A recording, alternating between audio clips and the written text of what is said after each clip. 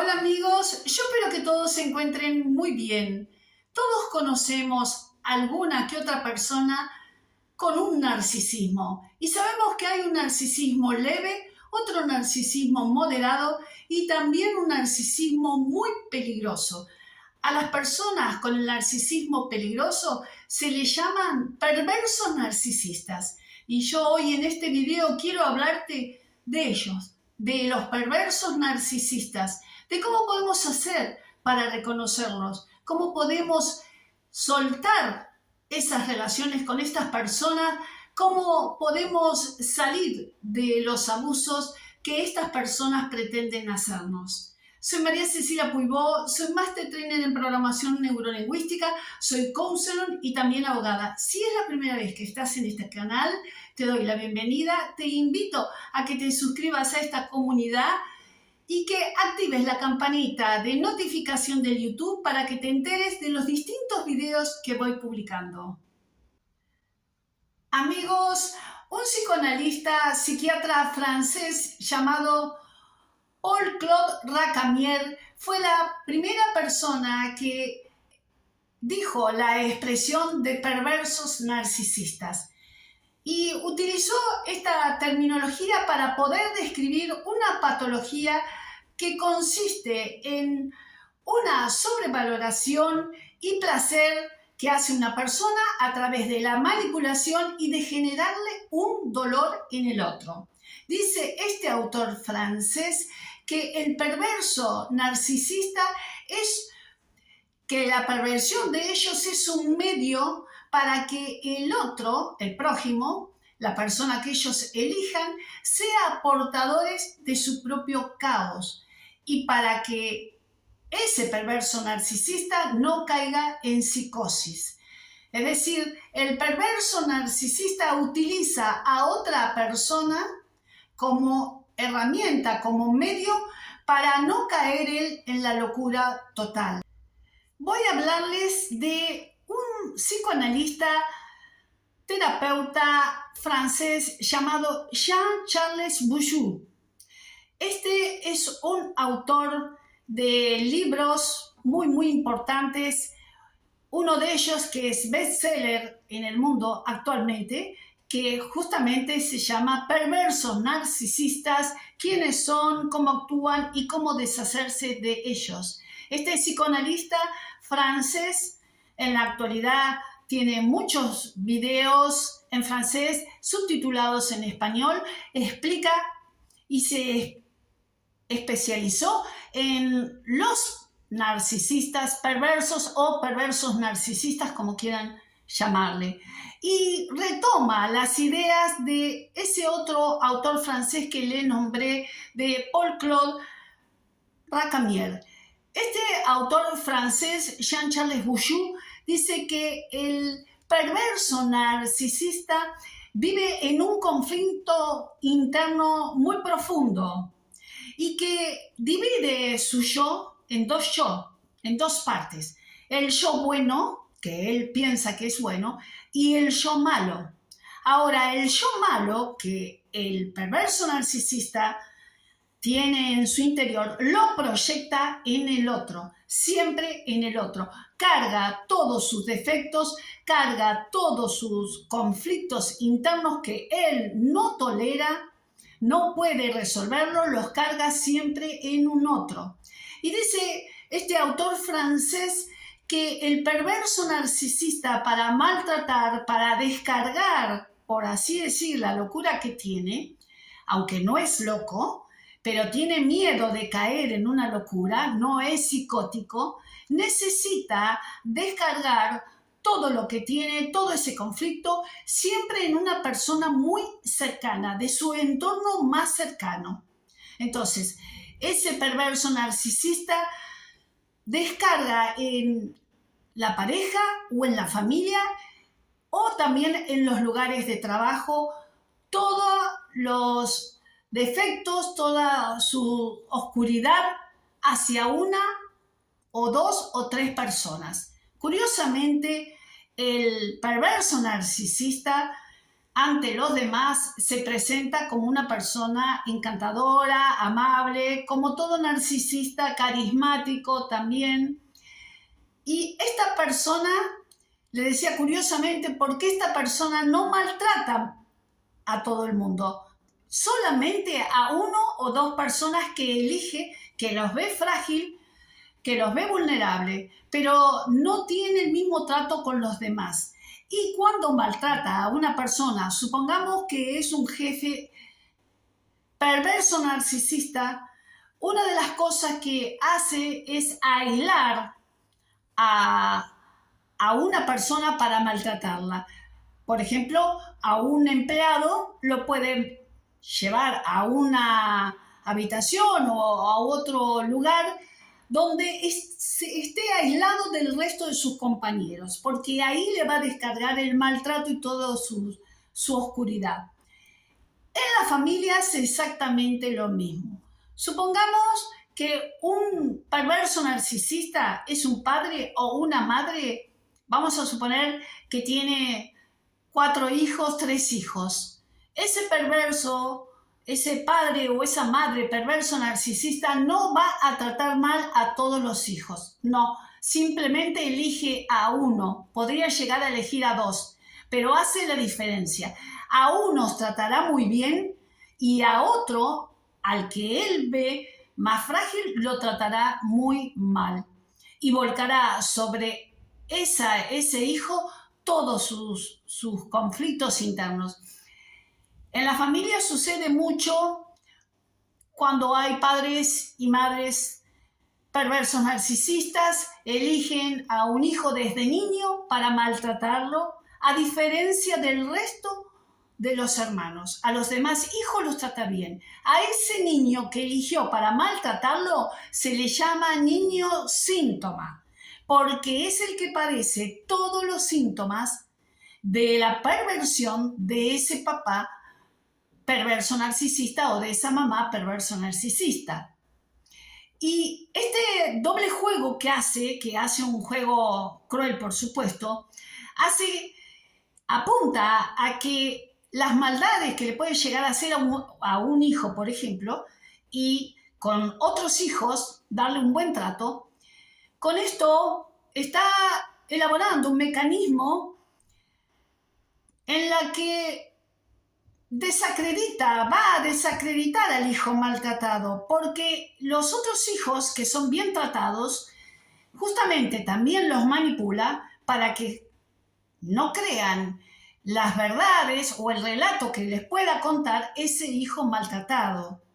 Aunque todos en el grupo familiar lo saben, porque todo el grupo familiar siente el grado de perversión de ese papá o de esa mamá perversa narcisista, si bien lo sabe, lo soporta y trata de tapar. Son familias disfuncionales. Entonces, el perverso narcisista no trata a todas las personas iguales. Y aquí también se demuestra el grado, también la frialdad que tiene para poder desplegar todo su maltrato hacia un otro. Este autor francés, Jean-Charles Bouchou, dice que esos perversos narcisistas oscilan entre la neurosis y la psicosis, que es a lo que le tienen miedo. La psicosis es la locura. Entonces estos perversos narcisistas tienen mucho miedo de caer en la psicosis, de caer en la locura.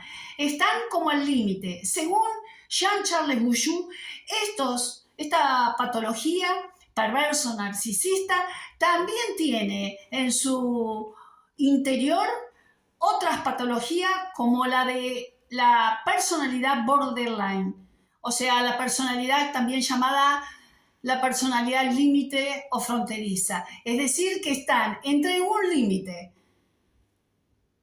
de la perversión y de la locura misma.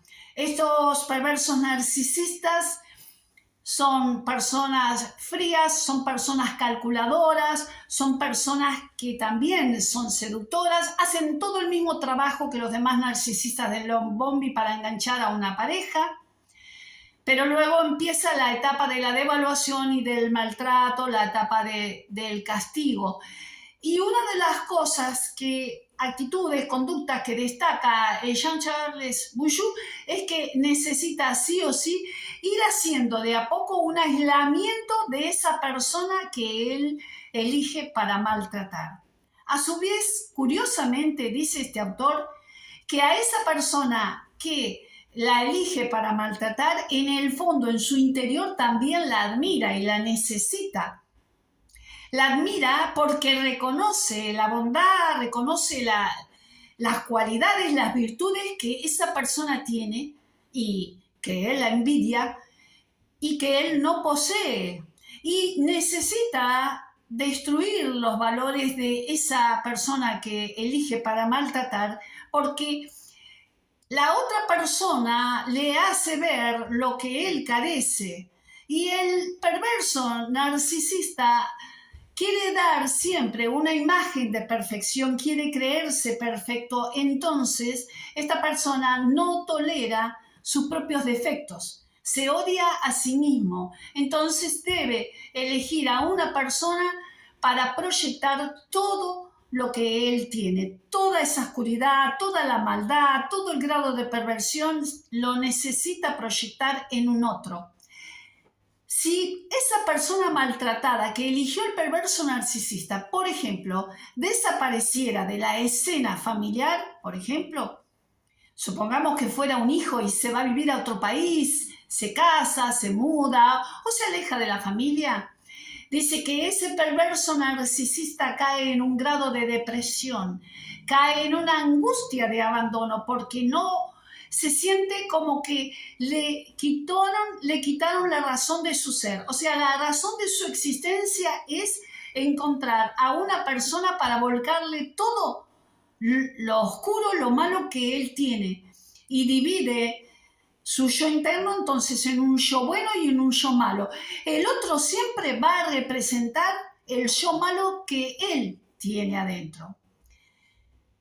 Este autor nos señala que los perversos narcisistas tienen un manejo espléndido en la palabra. El maltrato no es tanto físico, sino con la palabra. Son personas que a través de la palabra, hieren y lastiman, manipulan profundamente a la persona, a la pareja o al hijo o al empleado, si es un jefe de trabajo, que quieren ellos maltratar.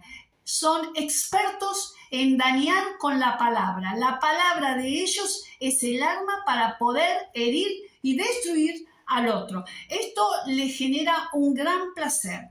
El perverso narcisista siente placer de hacer sufrir al otro. ¿Por qué pasa esto? Dice Jean-Charles Bouchou, porque él siente una descarga de lo malo que tiene.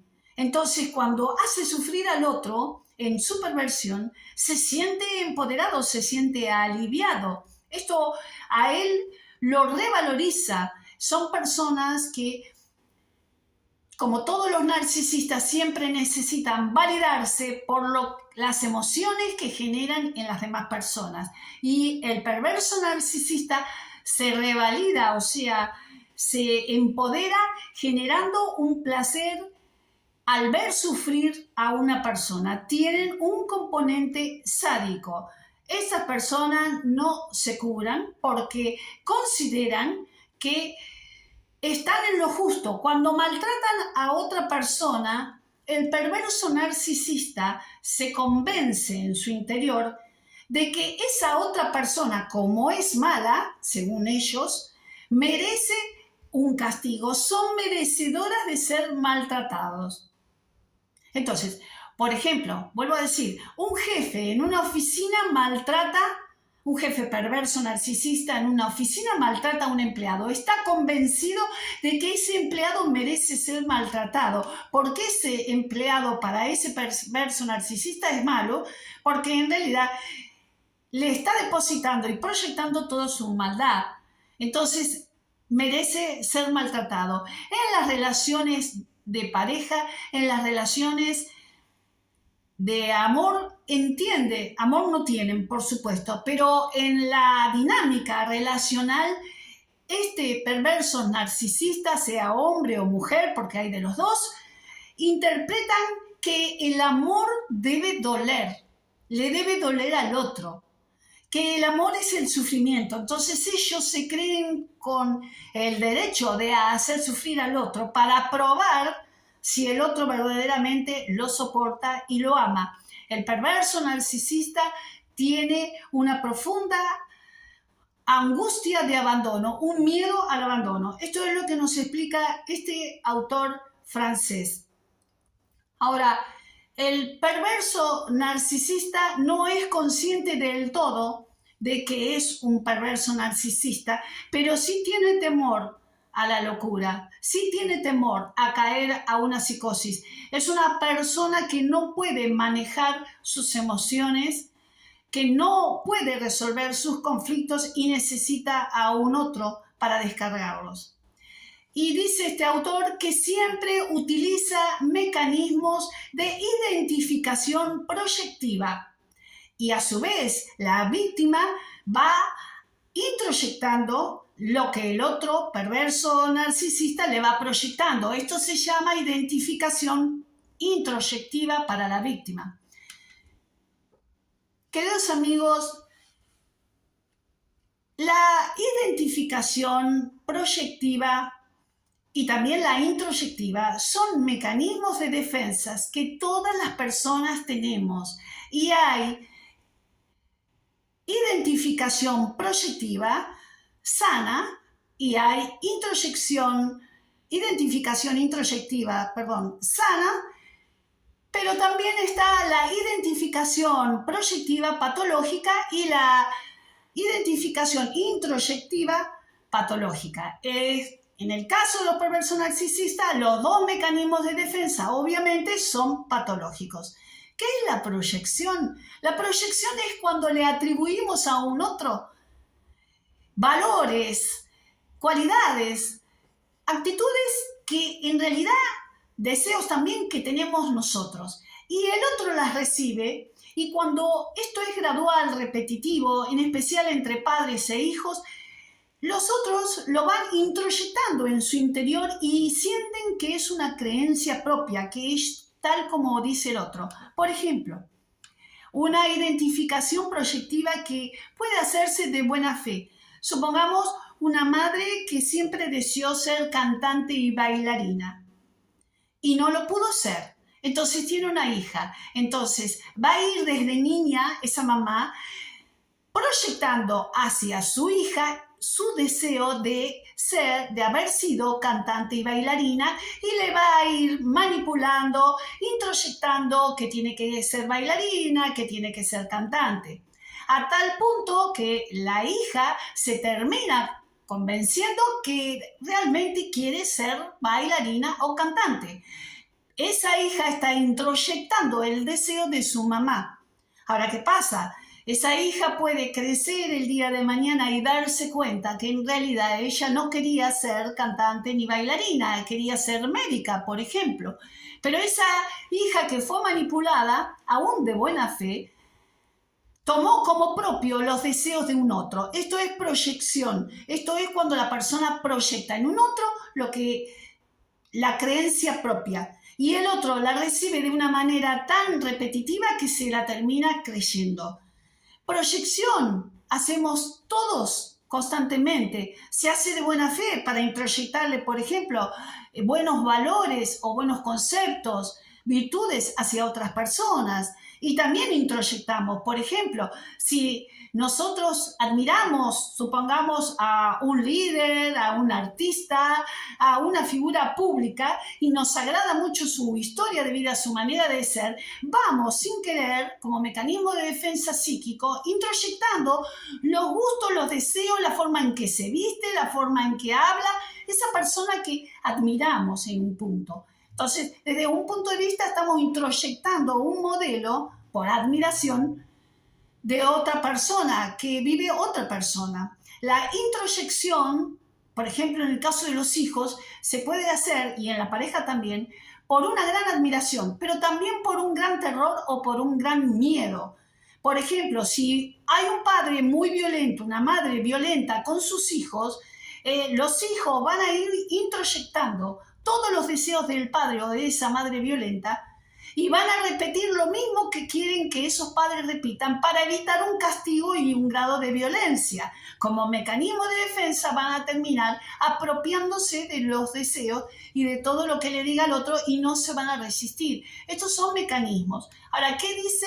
Mecanismos sanos que todas las personas hacemos, incluso en lo cotidiano.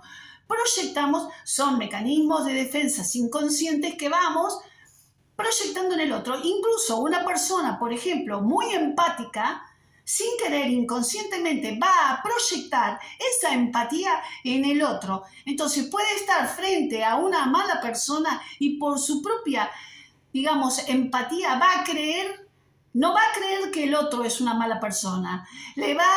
Hace una proyección de sus valores, de su empatía hacia el otro y va a hacer una identificación con el otro. Por eso identificación proyectiva, tomando al otro como un empático cuando a lo mejor el otro es un perverso. Entonces ahí hay un mecanismo de identificación proyectiva, o sea, se proyecta en el otro algo que nosotros creemos o pensamos. Dice este autor francés que el fondo, digamos, de esos mecanismos de proyecciones que utilizan los perversos narcisistas, que es uno de los mecanismos más utilizados por ellos, que son expertos, dice que en el fondo tiene una raíz, tiene mecanismos esquizofrénicos y que toda vinculación, toda la relación se termina convirtiendo en una relación esquizofrénica. En la pareja, entonces, con ese juego que hace el perverso narcisista con esa pareja, con la víctima, se termina generando un clima, un vínculo, una relación esquizofrénica. Y esa víctima se termina creyendo que todo lo que le dice ese perverso narcisista es cierto. Una de las características más importantes es que el perverso narcisista empieza a culpar, a devaluar, a humillar a la pareja. Por ejemplo, le empieza a decir: tú eres el culpable de todo, no sirves para esto, tú eres una persona que tiene problemas mentales, tú estás muy mal. Le empieza a señalar con palabras defectos que no tiene esa pareja, pero que los tiene él. El problema que es ante la repetición, la víctima empieza a ceder espacio, empieza a no defenderse para evitar el conflicto con esa pareja perversa narcisista, pero con el tiempo la víctima corre el riesgo de generársele una identificación introyectiva y termina creyendo cabalmente lo que ese perverso narcisista tanto le proyectó en su mente. Si una persona, por ejemplo, fuera de la relación le dice a esa pareja, hombre o mujer, tu pareja te está efectuando una identificación proyectiva, patológica, maligna, tóxica, es muy probable que la víctima lo desmienta, diga que eso no puede ser, no le cree al que le advierte, y es muy probable que encima, dice este autor francés, se aferre más y lo defienda a ese perverso. ¿Por qué? Porque se genera también un grado alto de codependencia. Y dice este autor que lo más difícil justamente es soltar la relación.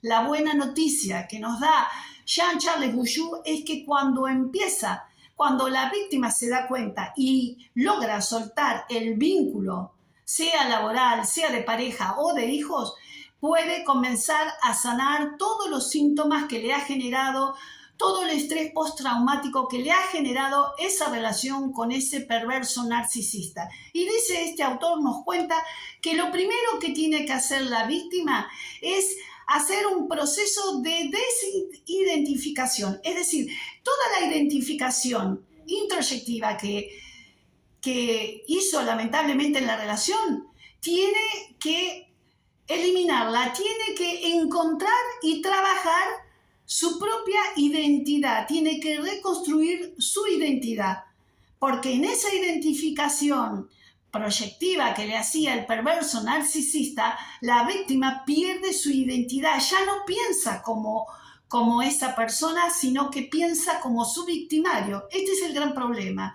Entonces, Jean-Charles Bouchou insiste que uno de los procesos de la sanación es que la víctima recupere su identidad, que no es más y menos que su propio yo interno, su ser esencial. Tiene que recuperar lo que era antes de conocer o de iniciar esa relación, por ejemplo, de pareja. O si es laboral, tiene que cambiar de trabajo y cortar. Esto es lo que sucede con esos mecanismos de proyección tan utilizados por los perversos narcisistas. Amigos, Jean-Charles Bouchou nos afirma que el perverso narcisista es el peor de los narcisistas, es una persona sumamente peligrosa porque tiene como obsesión volver loco a otra persona para así aliviar su sufrimiento y no caer en la psicosis. La víctima en general termina creyéndose que es esa la persona que está loca o loco. Cuando es culpabilizada constantemente una víctima, está entonces frente a un perverso narcisista. Les dejo aquí la portada del libro Perverso Narcisista de Jean-Claude Bouchou y se los recomiendo. Me despido, queridos amigos, les mando un abrazo virtual. Espero que este video les sea de utilidad y nos vemos, si Dios quiere, en el próximo video. Chao.